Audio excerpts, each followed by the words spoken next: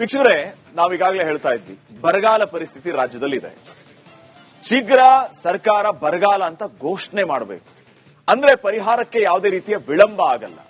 ಸರ್ಕಾರ ಬರಗಾಲ ಅಂತ ಡಿಕ್ಲೇರ್ ಮಾಡಿಬಿಟ್ರೆ ಮುಂದೆ ಕೇಂದ್ರ ಸರ್ಕಾರಕ್ಕೆ ಆ ವರದಿಯನ್ನ ಕೊಡೋದು, ಕೇಂದ್ರ ಸರ್ಕಾರದಿಂದ ನಮ್ಮ ರಾಜ್ಯಕ್ಕೆ ತಂಡ ಬರೋದು, ಇಲ್ಲಿ ಸ್ಪಾಟ್ ಇನ್ಸ್ಪೆಕ್ಷನ್ ಮಾಡೋದು, ಮಾಹಿತಿಯನ್ನ ಪಡೆಯೋದು, ತದನಂತರ ಎಷ್ಟು ಪರಿಹಾರ ಕೊಡಬೇಕು ಅನ್ನೋದ್ರ ಬಗ್ಗೆ ಮೀಟಿಂಗ್ ಮಾಡೋದು, ಆಮೇಲೆ ಪರಿಹಾರ ಬರೋದು, ಈ ರೀತಿಯ ಪ್ರೊಸೆಸ್ ಎಲ್ಲ ಇದೆ.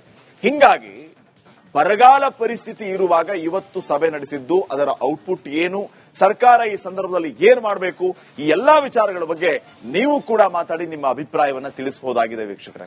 ಈಗ ಮೊದಲ ಸುದ್ದಿಯನ್ನ ನೋಡ್ತಾ ಹೋಗೋಣ. ರಾಜಕೀಯದ ಮಹಾ ಚದುರಂಗದಾಟದಲ್ಲಿ ಗೆದ್ದು ಬೀಗುವ ನಾಯಕರ ಯಶಸ್ಸಿನ ಹಿಂದೆ ಪ್ರಚಾರದ ಬೆಳಕಿನಿಂದ ದೂರ ಸರಿದು ನಿಲ್ಲುವ ಕೆಲ ಮಹಾನ್ ಚೇತನಗಳು ಇರುತ್ತೆ. ಇವರ ಪೈಕಿ ಚೆನ್ನಮ್ಮ ಅವರು ಕೂಡ ಒಬ್ಬರು. ಸುದೀರ್ಘ 72 ವರ್ಷಗಳ ಗಂಡನ ಜೊತೆಗೆ ಆಲದ ಮರದಂತೆ ನಿಂತಿದ್ದಂತಹ ಗಟ್ಟಿಗಿತ್ತಿ ಈಗ ಮರೆಯಾಗಿದ್ದಾರೆ.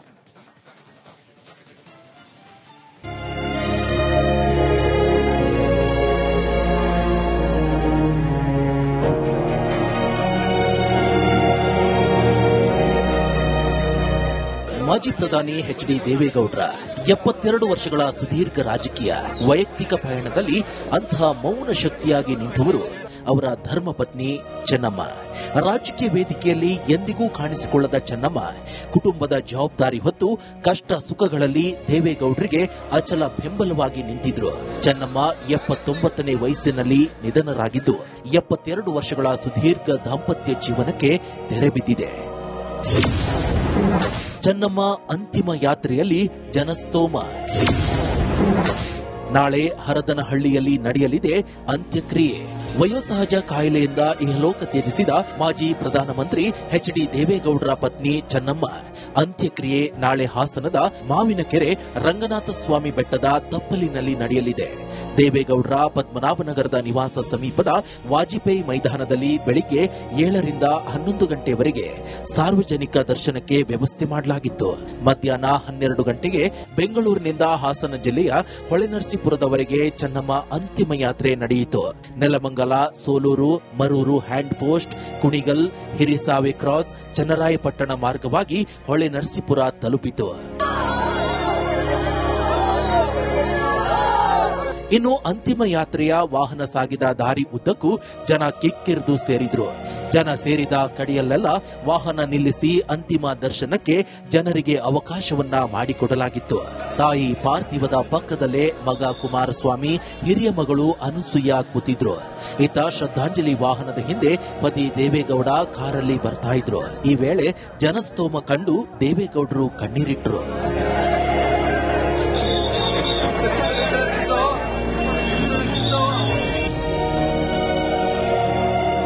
ಸೋಮವಾರ ಬೆಳಿಗ್ಗೆ 7 ರಿಂದ ಹೊಳೆನರಸೀಪುರದ ಎಚ್.ಡಿ. ರೇವಣ್ಣ ನಿವಾಸದಲ್ಲಿ ಅಂತಿಮ ದರ್ಶನಕ್ಕೆ ವ್ಯವಸ್ಥೆ ಮಾಡಲಾಗಿದೆ.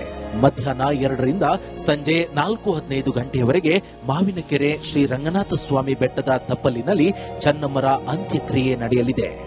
ಮಾಜಿ ಪ್ರಧಾನಿ ಎಚ್.ಡಿ. ದೇವೇಗೌಡ ಅವರ ಪತ್ನಿ ಚೆನ್ನಮ್ಮ ವಿಧಿವಶರಾಗಿರುವಂತದ್ದು. ಈ ಹಿನ್ನೆಲೆಯಲ್ಲಿ ಅವರ ಅಂತ್ಯಕ್ರಿಯೆ ನೆರವೇರುವಂತಹ ಸ್ಥಳದಲ್ಲಿ ಹರದನಹಳ್ಳಿಯ ಅವರ ಹೊಲದಲ್ಲಿ ಈಗಾಗಲೇ ಎಲ್ಲ ಒಂದು ತಯಾರಿ ನಡೀತಾ ಇದೆ.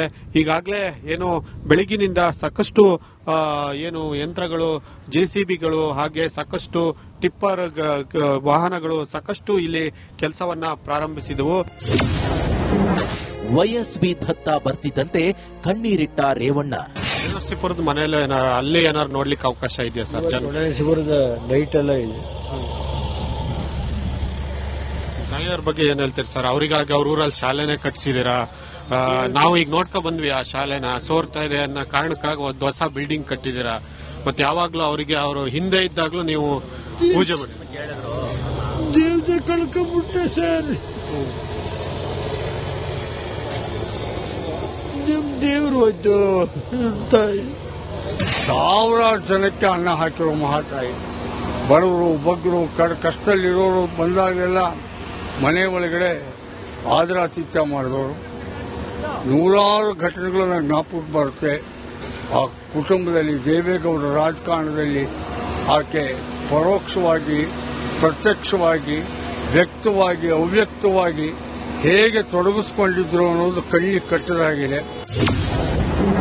ಎಚ್ಡಿಡಿಗೆ ಕರೆ ಮಾಡಿ ರಾಷ್ಟ್ರೀಯ ನಾಯಕರಿಂದ ಸಾಂತ್ವನ. ಪತ್ನಿ ಅಗಲಿಕೆಯಿಂದ ಕುಗ್ಗಿರುವ ದೇವೇಗೌಡರಿಗೆ ಪ್ರಧಾನಿ ಮೋದಿ, ರಾಹುಲ್ ಗಾಂಧಿ, ಖರ್ಗೆ, ಫಾರೂಕ್ ಅಬ್ದುಲ್ಲಾ ಸೇರಿ ಹಲವರು ದೂರವಾಣಿ ಕರೆ ಮಾಡಿ ಸಾಂತ್ವನ ಹೇಳಿದ್ದಾರೆ. ಗಣ್ಯರು ಬರುವುದಕ್ಕೆ 5 ಹೆಲಿಪ್ಯಾಡ್ ನಿರ್ಮಿಸಲಾಗಿದ್ದು, ಮಧ್ಯಾಹ್ನ 3ಕ್ಕೆ ಸಿಎಂ ಡಿಕೆ ಶಿವಕುಮಾರ್ ಹರದನಹಳ್ಳಿಗೆ ಬರಲಿದ್ದಾರೆ. ನಾಳೆ ಸಂಜೆ 4ರ ಹೊತ್ತಿಗೆ ಸಕಲ ಸರ್ಕಾರಿ ಗೌರವದೊಂದಿಗೆ ಚೆನ್ನಮ್ಮ ಅಂತ್ಯಕ್ರಿಯೆ ನಡೆಯಲಿದೆ.